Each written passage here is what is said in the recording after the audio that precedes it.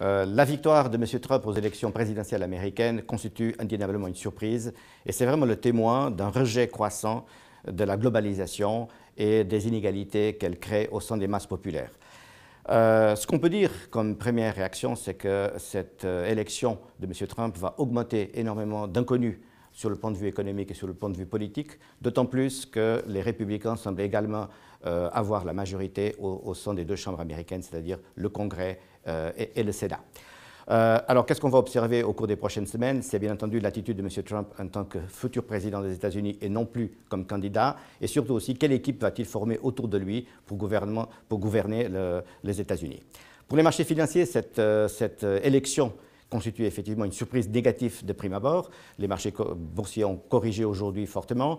Mais je tiens quand même à rassurer quelque peu les investisseurs en disant que nous ne nous attendons pas à une correction massive et durable des marchés, d'autant plus que les fondamentaux économiques se sont quelque peu améliorés au cours des derniers mois et qu'on voit également une diminution des craintes déflationnistes. Et cette diminution des craintes déflationnistes, c'est quand même un élément qui est positif pour les bénéfices des sociétés. Par contre, un message qui doit être encore renforcé par rapport d'ailleurs à notre position que nous avons sur les marchés au cours des derniers mois, c'est que pour s'exposer au marché des actions, il faut profiter des périodes de correction, de consolidation, de doute, et non pas forcément suivre un mouvement haussier, une euphorie qui peut s'avérer passagère dans cet environnement qui s'annonce davantage volatile.